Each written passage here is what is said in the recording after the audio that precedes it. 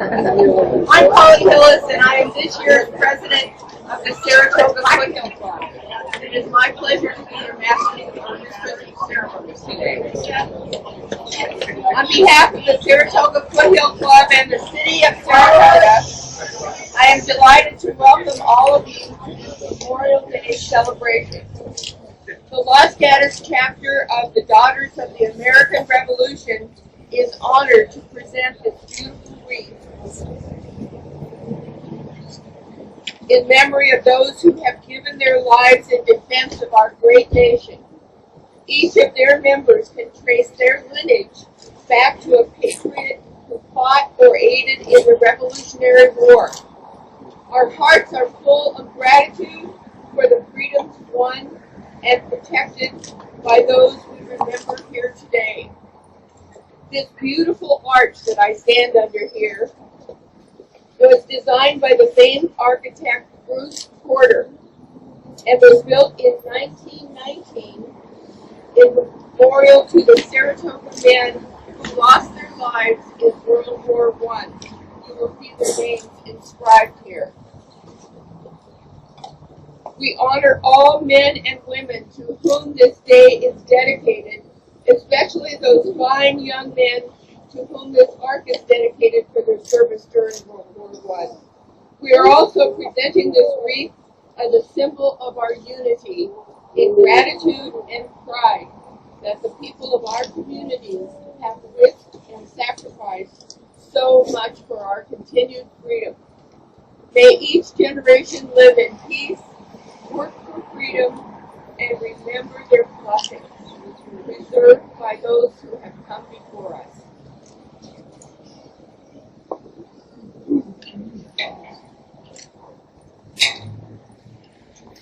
Please join us in the Pledge of Allegiance. Allegiance to the flag of the United States of America, and to the republic for which it stands, one nation, under God, indivisible, with liberty and justice for all. Our nation might live. It is altogether fitting and proper that we should do this. But, in a larger sense, we cannot dedicate, we cannot consecrate, we cannot hallow this ground. The brave men, living and dead, who struggled here have consecrated it, far above our poor power to add or detract. The world will little note, nor long remember what we say here, but it can never forget what they did here. It is for us, the living, rather, to be dedicated here to the unfinished work which they who fought here have thus far so nobly advanced.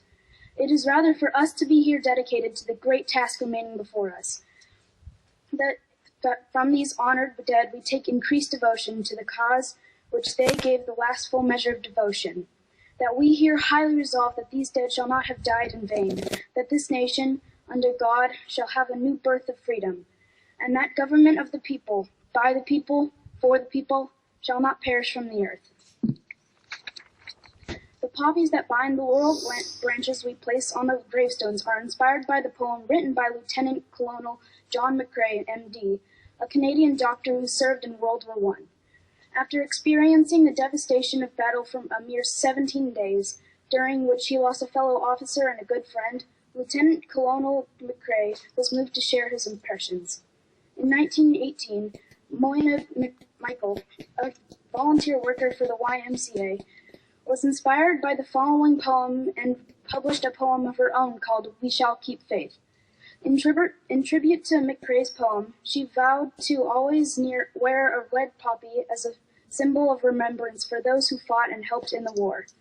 At November 1918 conference, she appeared with the silk poppy pinned to her coat and distributed 25 more with the silk to those attending. She then campaigned to have the poppy adopted as a national symbol of remembrance. The American Legion adopted the poppy as their official symbol of remembrance in 1920.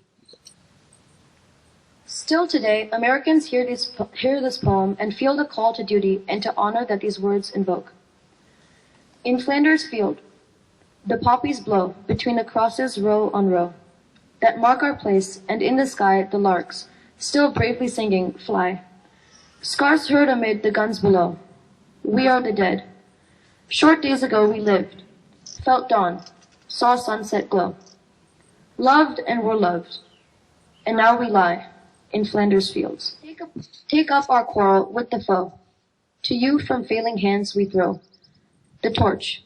Be yours to hold it high, if ye break faith with us who die. We shall not sleep, though poppies grow in Flanders fields. Our gathering here today is just one small spark in the flame of pride that burns across the nation today and every day. It is one small way we can honor those who have made the ultimate sacrifice so that we can live in freedom.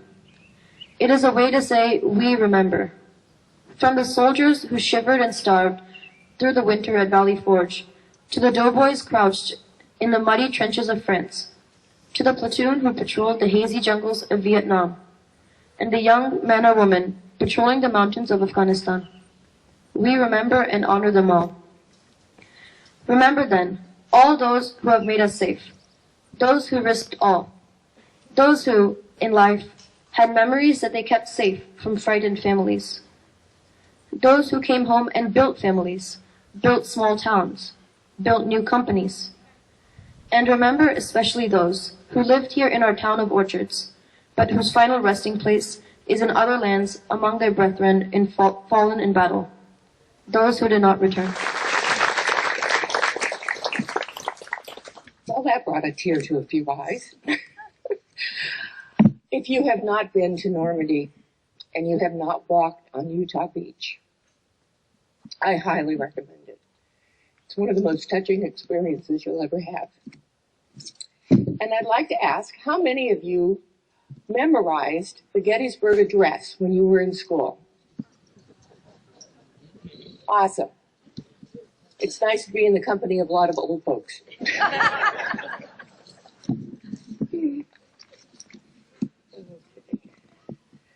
While the Girl Scouts place laurel branches on all 1,234 of the veterans' graves here in this cemetery, Redwood students Lillian Beckett and Mohit Gandlura have provided us with some history of Memorial Day and our traditional remembrance recitations. We are very grateful to their wonderful presentation. Today, I am happy to welcome our two keynote speakers. Our first speaker is Tel Tatolo. He graduated from Prospect High School last year, and he spoke here at this service as a senior who was about to enter the Marine Corps. Today, he is serving in the Marine Corps as an infantry rifleman. We thought it would be interesting to see what he had to add this year. He will be followed by John Swenson. John is a 30-plus year resident of Saratoga and a retired Army officer, a professor emeritus of English at De Anza College. He also runs De Anza's Study Abroad program and was a dean for many years. He is a graduate of West Point and UVA and the University of Northern Colorado.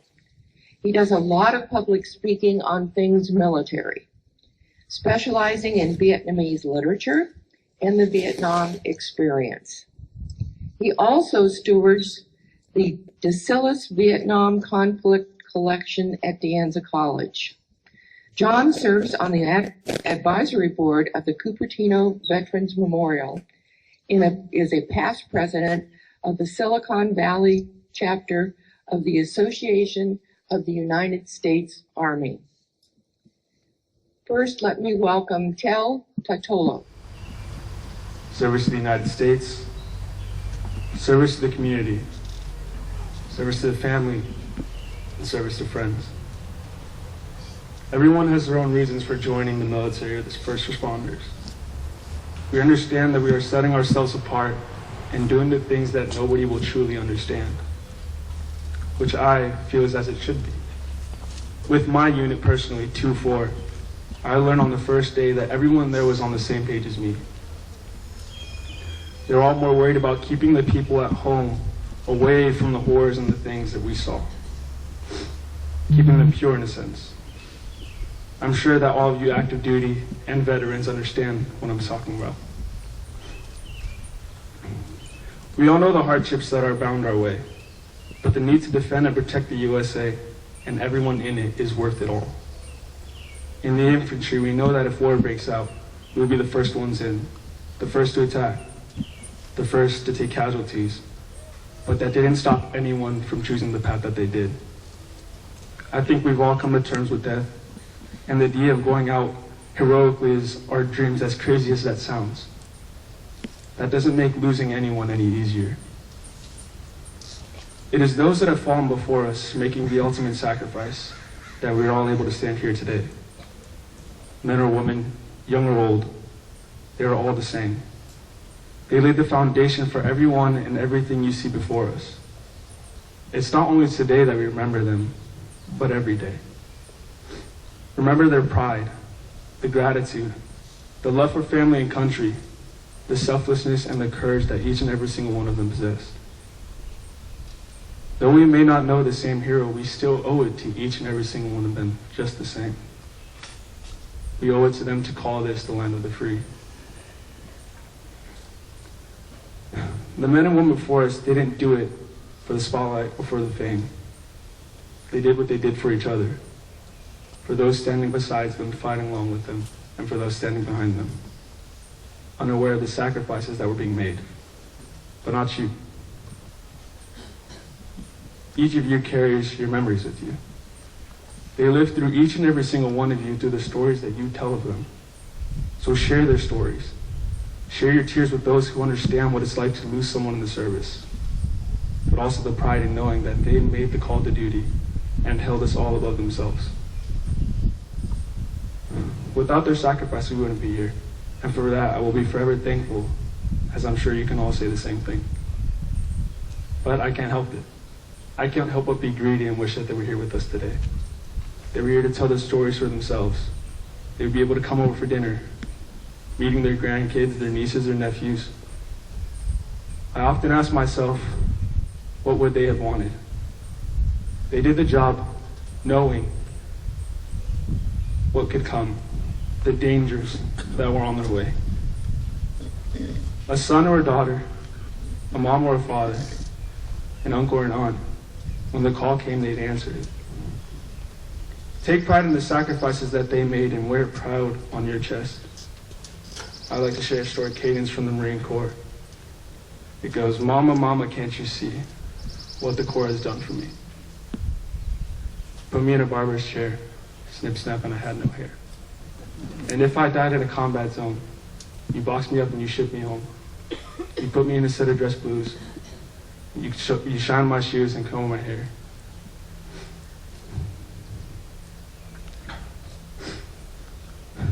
You pin my medals upon my chest and you tell my mama that I did my best.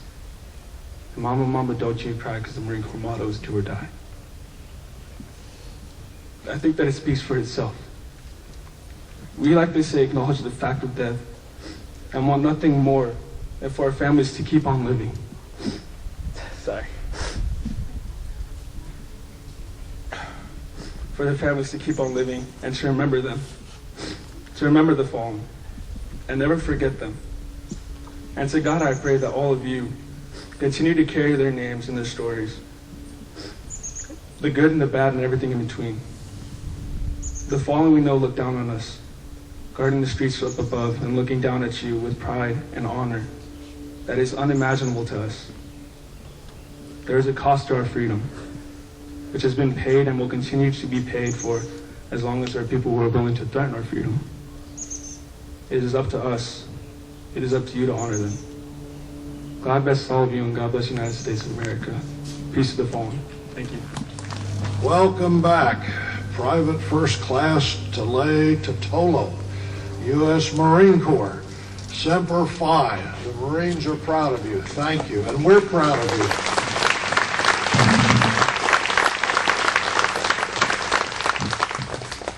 I am indeed privileged to be a small part of this wonderful annual celebration in Saratoga.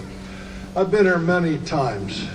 It's one of my favorite days, as honoring veterans is a very meaningful experience and holds very salient lessons for our young people in Saratoga. We have the music provided by the young people, the speaker from the high school, the speaker from the Marine Corps, and the scouts and others who placed flags on the veterans' graves. 1,234 veterans. Wonderful. And we're going to honor them again for the first time at Wreaths Across America at Madronia Cemetery on the 14th of December. Lisa, could you stand, please? Lisa Oakley is spearheading that. It's a wonderful program in which we'll put wreaths on all the veterans' headstones. And so if you want to contribute, because I have to raise a lot of money for those wreaths, see Lisa Oakley. Thank you, Lisa.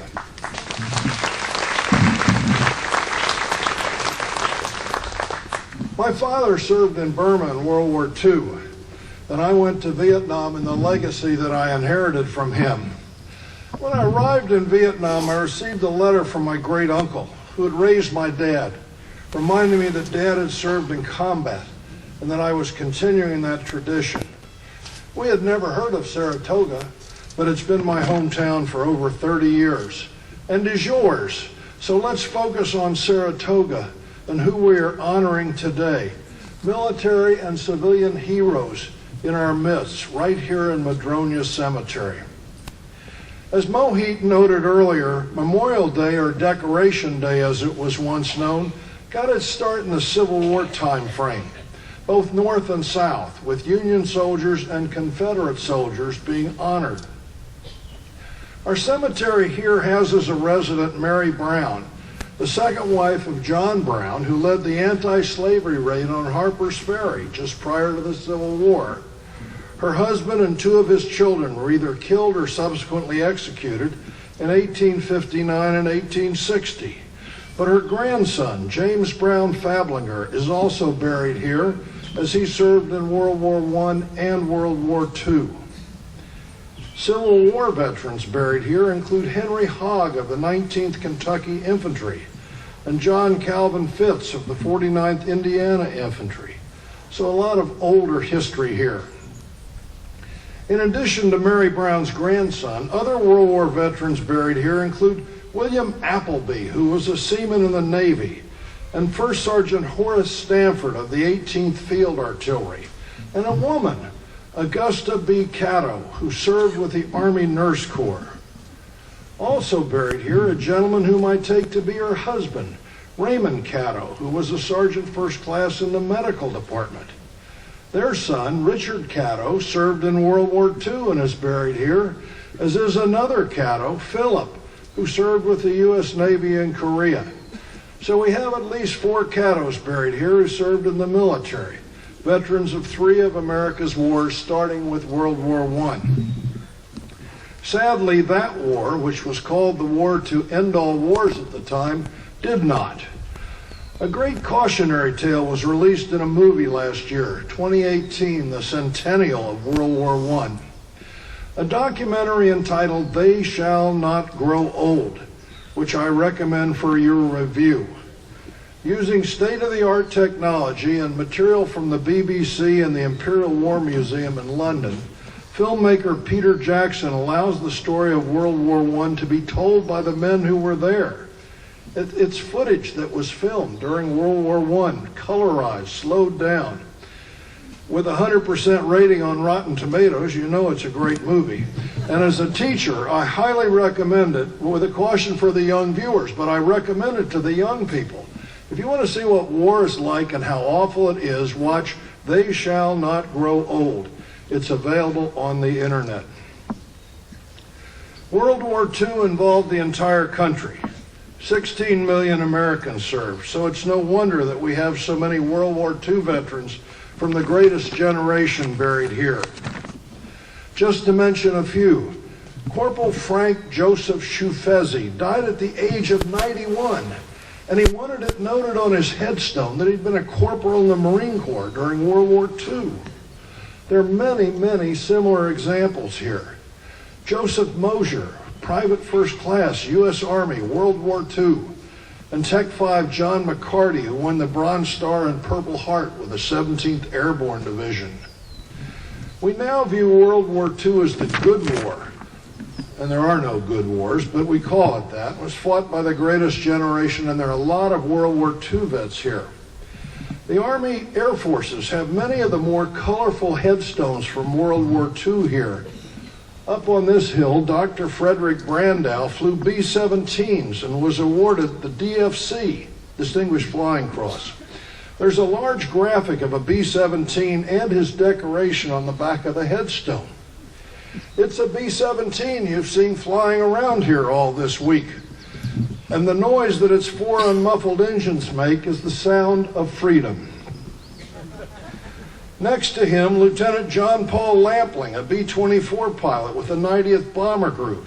And nearby, Lieutenant Charles Neff, who flew 35 combat missions, including 2 on D-Day, 6 June 1944, when the Allies invaded France.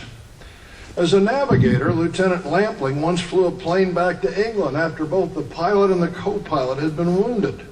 And he's also credited with shooting down a German rocket fighter, a rarely known Messerschmitt. Wounded, he returned to the U.S. on the Queen Elizabeth, which had been converted from luxury liner into a hospital ship. And there are also the women of World War II. Mary Elizabeth Braden served in the Navy. Maxine Odom served in the Army. And Rena Muscat and her husband William both served in the Navy. Which reminds me that, and this is for my wife Susan, who comes from a Navy family, we have 2 admirals buried here. Thomas Inglis, who was also one of the founders of Monte Sereno, and Admiral Leroy Isaacson. And there are many, many more World War II veterans. Which leads us to Korea, the forgotten war. Charles Cecil Long served in World War II in Korea, as did Captain John Bartlett of the U.S. Navy. First Lieutenant Frederick Hawks flew Sabre jets in Korea, as did our own Bob Keyboard, who's here in the audience. Bob, could you stand, please?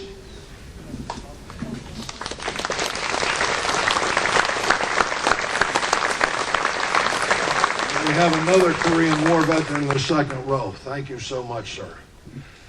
Also serving in Korea and buried here, Private First Class Dmitry Shabanin. Vietnam. The U.S. sent 3 million soldiers, sailors, airmen, Coast Guardsmen to Vietnam. So it's no surprise that we have a number of Vietnam veterans here and many more to come, including yours truly. 2 soldiers killed in Vietnam who are buried here include Specialist 4th Class Don Rusain, killed by small arms fire after serving 2 months in Vietnam, and Sergeant Richard Allen Thomas, Special Forces, who posthumously received the Bronze Star and 2 Purple Hearts for actions in Cambodia. Both soldiers' names appear here and on the Vietnam Veterans Memorial in D.C., which includes the names of all 58,000 soldiers who were killed in Vietnam. It was my privilege to have served 2 tours in Vietnam, and I take students from De Anza there often to learn from our experience. The 2 countries are now great friends. It is sad that it took a war to bring us together, particularly since Ho Chi Minh had been asking for our help since 1919 to rid his country of the French. In the early 50s, he also sent 8 letters to President Truman asking for our help. None were even responded to. Other Vietnam veterans buried in the cemetery whom we honor today include Lieutenant William Musser from the Navy, whose parents both served in World War II, and David Allen Ritter. There will be, as I have noted, many more, as well as survivors of Iraq and Afghanistan. While Memorial Day was designed to honor veterans, I want to conclude by honoring 2 civilians, one of whom was killed on the first day of the global war on terror, 11 September 2001, and one of whom lost his life because of Vietnam. The first is Mark Bingham, who was one of the heroes of Flight 93, which crashed in Pennsylvania rather than being crashed into the U.S. Capitol or the White House.